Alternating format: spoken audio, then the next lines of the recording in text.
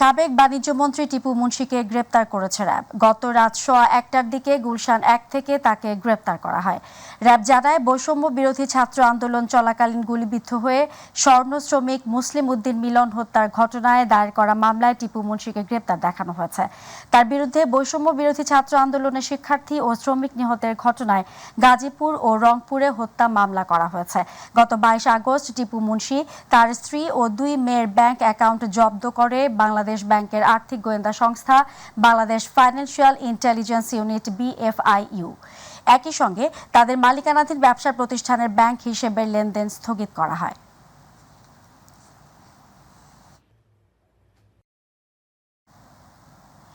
বৈষম্য বিরোধী ছাত্র আন্দোলন চলাকালে বাড্ডায় সুমন শিকদারকে গুলি করে হত্যার অভিযোগে করা মামলায় সালমান এফ রহমান ও সাবেক আইনমন্ত্রী আনিসুল হকের 5 দিনের রিমান্ড মঞ্জুর করেছেন আদালত। সকাল 7টার দিকে সাবেক প্রধানমন্ত্রী শেখ হাসিনার বেসরকারি শিল্প ও বিনিয়োগ বিষয়ক উপদেষ্টা সালমান এফ রহমান, সাবেক আইনমন্ত্রী আনিসুল হক, সাবেক MP সাদেক খান ও চাকরিচ্যুত সেনা কর্মকর্তা জিয়াউল হাসানকে আদালতে হাজির করা হয়। প্রত্যেকের 10 দিনের রিমান্ড চেয়ে আবেদন করে পুলিশ। পরে বাড্ডা ফুজি টাওয়ারের সামনে সুমন শিকদারকে গুলি করে হত্যার ঘটনায় মামলায় সালমান এফ রহমান ও আনিসুল হকের 5 দিন এবং আদাবরে পোশাক শ্রমিক রুবেল হত্যা মামলায় সাদেক খান ও জিয়াউল হাসানের 5 দিনের রিমান্ড মঞ্জুর করেন।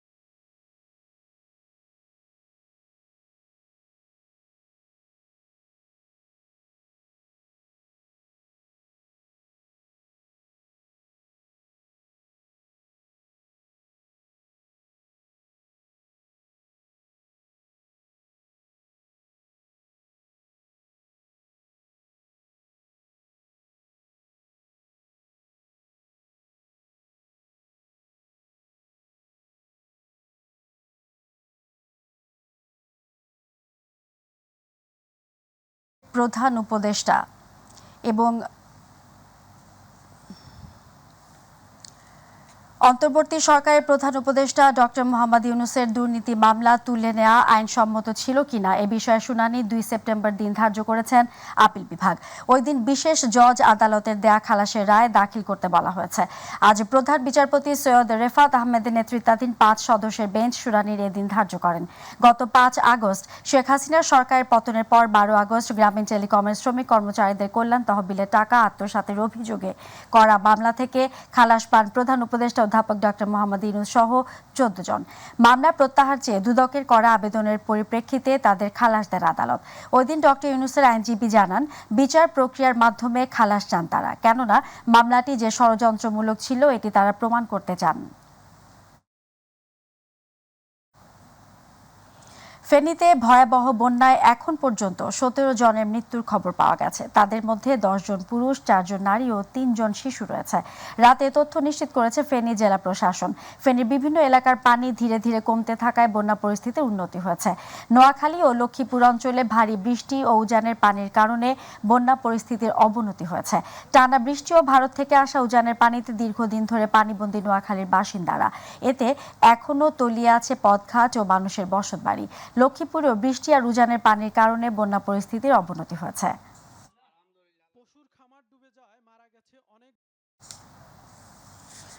দর্শক, এই মুহূর্তে কুমিল্লা থেকে বন্যা পরিস্থিতির খবর জানাচ্ছেন প্রতিনিধি আবু মুসা। ধন্যবাদ। আমরা আছি এই মুহূর্তে কুমিল্লার বুড়িচং উপজেলার শঙ্কুচাইল এলাকায়। আপনারা দেখছেন এখানে কিন্তু এখন পর্যন্ত বাড়িঘরগুলোতে হাঁটু সমান, কোথাও কোথাও মাজার সমান পানি রয়েছে। তো বাস্তব অর্থে হচ্ছে গিয়ে পানি কিছুটা কমতে শুরু করলেও কিন্তু এখনও সেই পরিমাণে কমেনি। এখনও বাড়িঘরে পানি রয়েছে, মানুষের মধ্যে খাবার দাবার রান্না করার যে বিষয়টি সেটিও করতে পারছেন না। তো বয়স্কদের খাবারের পাশাপাশি আমরা এই এলাকাটিতে এসে যেটি সবচেয়ে বেশি প্রয়োজনীয়তা অনুভব করেছেন মানুষ আমাদেরকে যেটি জানিয়েছেন, এখানে আসলে শিশুদের জন্য একটু খাবারের প্রয়োজন বেশি। যারা 6 মাস 7 মাস 8 মাস বয়সী শিশু, এই সমস্ত শিশুদের জন্য খাবারের খুব বেশি প্রয়োজন বলে আমরা এই এলাকাটিতে এসে জানতে পেরেছি। তো আমরা একটু কথা বলতে চাই। আসলে আমাদের সাথে একজন ব্যক্তি রয়েছেন যিনি কুমিল্লার একজন সিনিয়র সাংবাদিক, পাশাপাশি তিনি এই এলাকার বাসিন্দা। তার বাড়িটিও কিন্তু বন্যার পানিতে প্লাবিত হয়েছে। সাংবাদিক মোবারক হোসেন, আপনার কাছ থেকে একটু জানতে চাই আসলে এই এলাকার এই মুহূর্তে সমস্যা কি, আপনারা আসলে কি নিয়ে কাজ করছেন? ধন্যবাদ।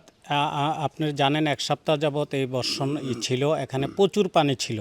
এখন পানি কমতে শুরু করেছে। আমরা যে জায়গাটাতে এসে সেটা হচ্ছে শঙ্কুচাল পশ্চিমপাড়া। এখানের পানিটা একটু বিলম্ব ঘটবে। আমাদের আশা যে এখানের পানিটা যেতে কমপক্ষে 15 দিন সময় লাগবে, কারণ একটা নিচু জায়গা। এই অঞ্চলের মানুষ পর্যাপ্ত খাবার পেয়েছে। আমি যতটুকু মনিটরিং করেছি, ওই ছেলেরা আছে।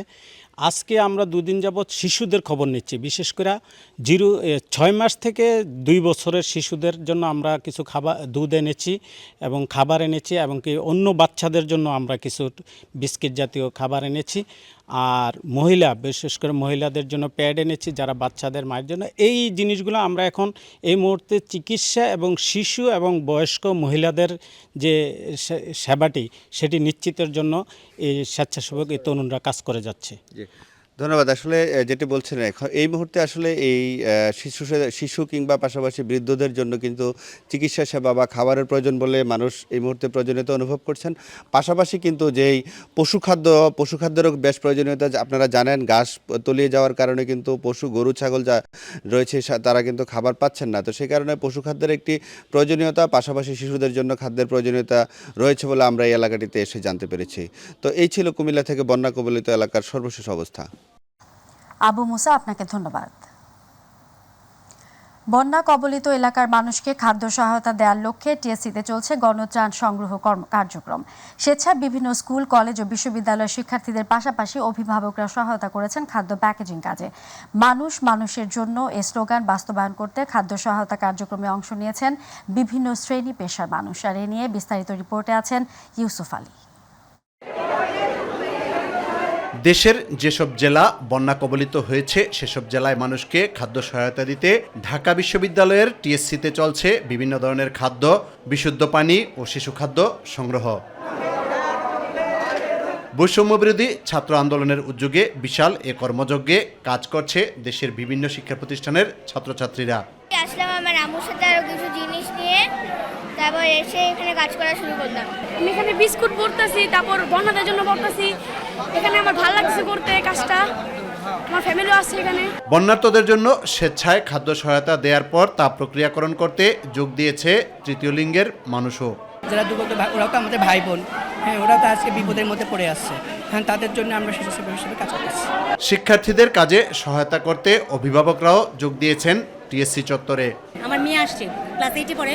ও 2 দিন আসতে পারে না, সে অনেক কান্না। আমি সবাইকে সহযোগিতা করব।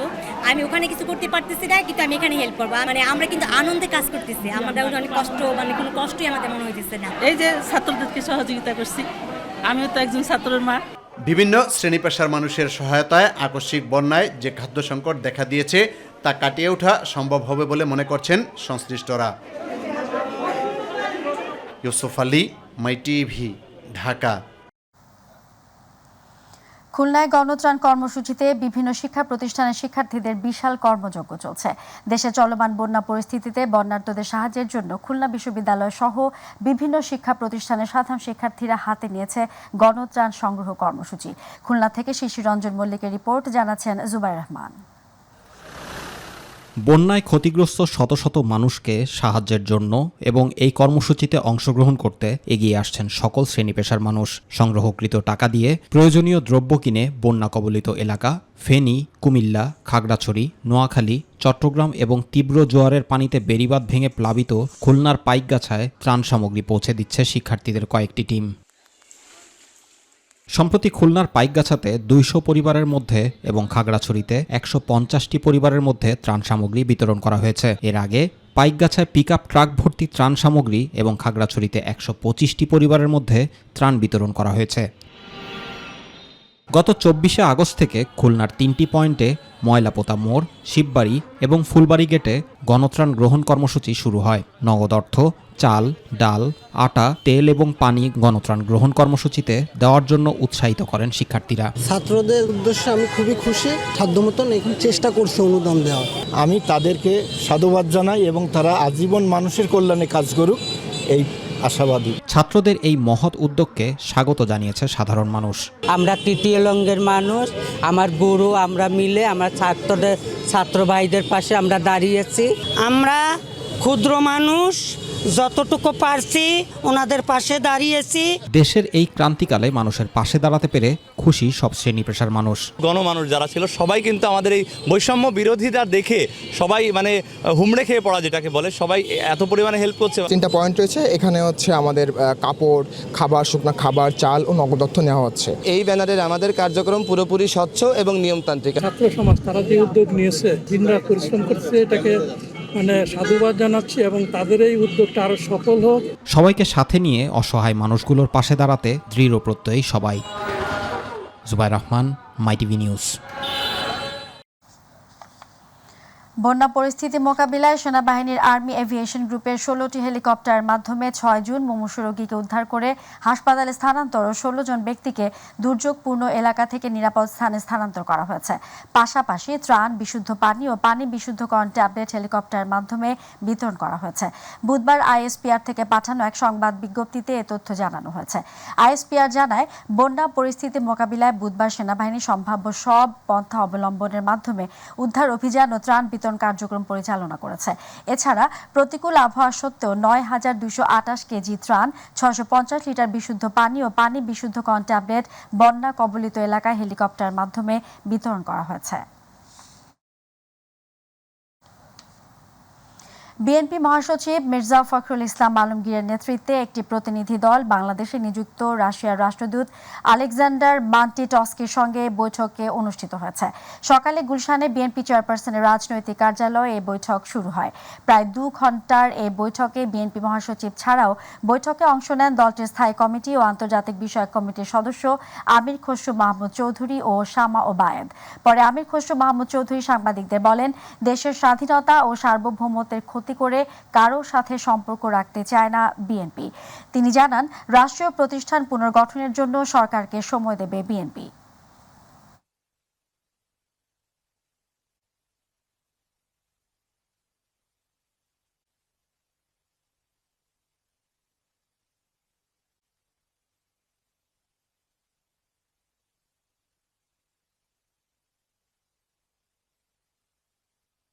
আমাদের সম্পর্ক এগিয়ে যাবে, সব দেশের সাথে এগিয়ে যাবে।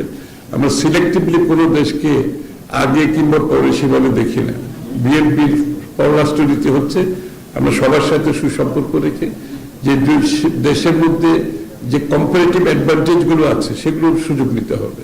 বাংলাদেশের যেখানে কম্পারেটিভ অ্যাডভান্টেজ আছে আমরা সেই সুযোগগুলো নিতে চাই এবং সম্পর্ক হতে হবে পরস্পরের লাভবান হতে হবে, পরস্পরের প্রতি সম্মানবোধ থাকতে হবে এবং মিউচুয়াল রেসপেক্ট থাকতে হবে, মিউচুয়ালি বেনিফিটেড হতে হবে। সেই বিষয়গুলো উঠে আসছে এবং সেক্ষেত্রে বাংলাদেশের যেখানে সম্ভাবনা আছে রাশার যদি সম্ভাবনা এখানে থাকে, বাংলাদেশের মানুষের স্বার্থ রক্ষা করে, বাংলাদেশের স্বার্থ রক্ষা করে সম্পর্ক গড়ে উঠবে। বন্ধুত্ব হয় দুই দেশের মধ্যে মিউচুয়াল রেসপেক্ট এবং মিউচুয়াল ইন্টারেস্টের ভিত্তিতে। সুতরাং রাশার সাথে আমাদের সেইভাবে বন্ধুত্ব হবে আগামী দিনে। আওয়ামী লীগ সরকার পতনের পর আবারও স্বাভাবিক হতে শুরু করেছে সাতক্ষীরার আইনশৃঙ্খলা পরিস্থিতি। প্রতিটি থানায় সাধারণ ডায়েরি থেকে শুরু করে মামলা, গ্রেপ্তার সহ সকল কার্যক্রম শুরু হয়েছে। এদিকে পুলিশ কাজে ফেরায় স্বস্তি ফিরেছে জনমনে, নিয়ন্ত্রণে এসেছে আইনশৃঙ্খলা পরিস্থিতিও। প্রতিনিধি ফয়জুল হক বাবুর পাঠানো তথ্য ভিডিও চিত্রে আরও জানাচ্ছেন শামস তাবরিজ উচ্ছ্বাস। গত 5 আগস্ট বৈষম্য বিরোধী ছাত্র আন্দোলনে শেখ হাসিনা সরকারের পতনের পর সাতক্ষীরা সদর ও শ্যামনগর থানাসহ জেলা ট্রাফিক অফিসে হামলা ও অগ্নিসংযোগ করে দুর্বৃত্তরা। এমন পরিস্থিতিতে জেলার সবকটি থানার পুলিশ সদস্যরা জীবন বাঁচাতে নিরাপত্তার স্বার্থে আশ্রয় নেয় সাতক্ষীরা পুলিশ লাইনে। এ সময় প্রতিটি থানা এলাকায় চুরি, ডাকাতি, ভাঙচুর, ছিনতাই সহ ভেঙে পড়ে আইনশৃঙ্খলা পরিস্থিতি।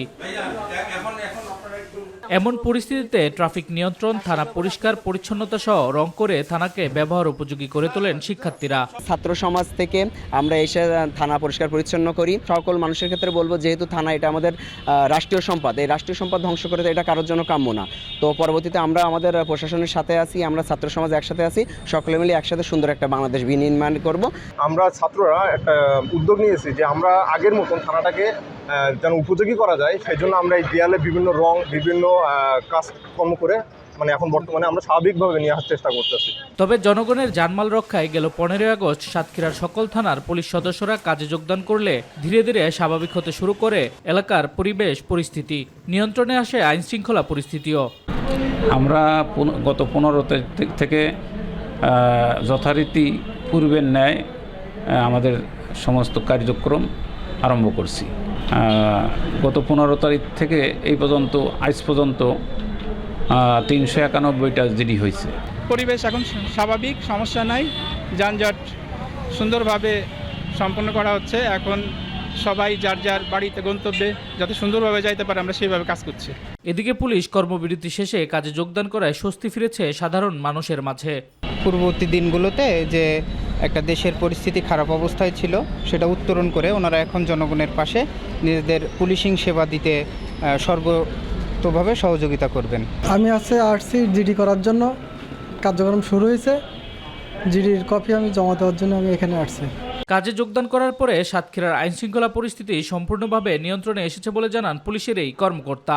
আমরা গ্রেটফুল যে ছাত্ররা গণতান্ত্রিকভাবে এখানে তাদের আন্দোলন করেছে, আমাদের সেখানে কোনো ধরনের ক্ষয়ক্ষতি হয়নি, ছাত্রদের পক্ষ থেকে হয়নি এবং আমাদের পুলিশ সদস্যদের হতাহত হয়নি, যার কারণে পট পরিবর্তনের পরে সাতক্ষীরার যে অবস্থা, এটি অন্য যে কোনো জেলার চাইতে ভালো। অতীতে সাতক্ষীরাতে যে ধরনের অবস্থা মানুষ আশঙ্কা করেছিলেন সেটি নাই, জনগণের মধ্যে, জনমানুষের মধ্যে একটি স্বস্তি ফিরে এসেছে। শামস তাবরিজ উচ্ছ্বাস, মাই টিভি নিউজ ডেস্ক।